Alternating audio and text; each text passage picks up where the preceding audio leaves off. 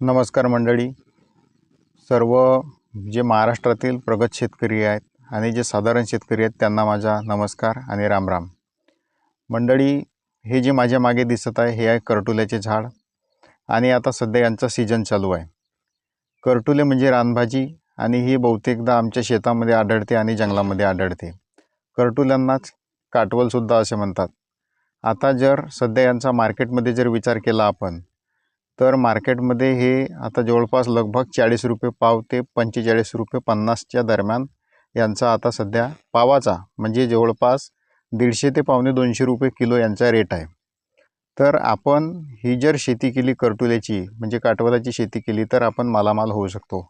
आपली पारंपरिक शेती म्हणजे धानाची शेती असते. तर धानाच्या शेतीला थोडा फाटा देऊन म्हणजे जे लोक भाजीपाला वगैरे लावत असतात त्यांनी जर भाजीपाल्याच्या पिकामध्ये हे जर काटवल लावले तर त्यांची प्रगती नक्कीच उंचावू शकते आणि त्यांना आर्थिक उलाढाल चांगल्या प्रकारे होऊ शकते. त्यामुळे त्यांचा राहणीमानाचा दर्जा आणि जो शेतकरी प्रगतशील व्हावा असं जर आपल्याला वाटत असेल तर हा करटुला हा त्याच्यावर एक पर्याय असू शकतो.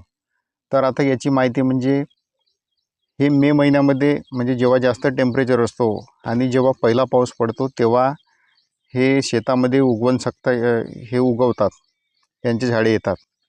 तर आपल्याला जर प्लॉट करायचा असेल तर यांची शेती आपल्याला जर करणे असेल तर आपण यांचा बी हा आपण आपल्या प्लॉटमध्ये वाढवू शकतो. याच्यासाठी काटवलचे बी आहे.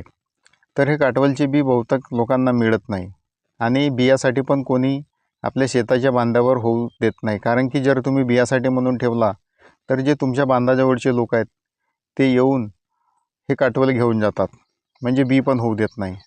तर जेव्हा पक्षी खातात ते कुठंतरी विष्ठा करतात तेव्हा त्यांचे झाड वापते आणि यांचा कंद पण वापतो. कंद यांचा जर जास्त टेम्परेचर झाला तर हे वाळण्याची शक्यता असते. म्हणून याच्यावर मी मागच्या वर्षी एक पर्याय शोधला.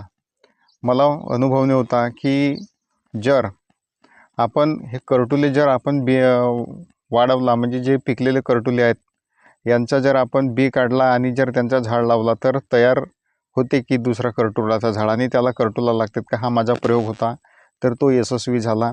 त्यामध्ये 2 प्रकारे निघतात, एक मेल आणि एक फिमेल.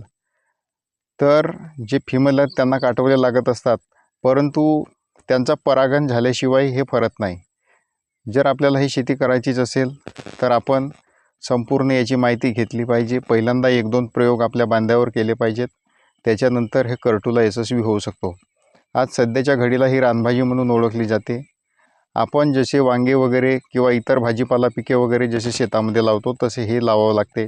याची विशेष काळजी म्हणजे हे जेवढा जास्त टेम्परेचर असेल तेवढा टेम्परेचर हे सहन करत असतात. त्यामुळे जरी आपण म्हणतो की जास्त टेम्परेचरमुळे पीक होत नाही तर होते आणि हा त्याला अपवाद आहे. तर त्यामुळे मित्रांनो हा करटुल्याचा प्रयोग आपण एकदा नक्की करून पहा. जर आपल्याला माहिती पाहिजे असेल तर आपले संबंधित कृषी विभाग आपल्याला माहिती करतोच आणि या इंटरनेटच्या जगामध्ये सगळीच माहिती मिळते. कोणती माहिती नाही मिळत अशातला भाग नाही. त्यामुळे हा करटूल केल्या पाहिजे. माझ्या मते आता सध्या लोकांमध्ये जागृती होत आहेत आणि या डिजिटल जमान्यामध्ये लोक या रानभाजीविषयी आता जाणून घेत आहेत. त्यामुळे याला मार्केटिंग मिळेलच असे मला वाटतो. मार्केटचा जर आपण विचार केला तर मार्केटमध्ये याची आवक कमी आहे इतर भाजीपाल्याच्या तुलनेत. त्यामुळे याचा बाजारभाव जास्त असतो. त्यामुळे हा प्रयोग करणे गरजेचं आहे.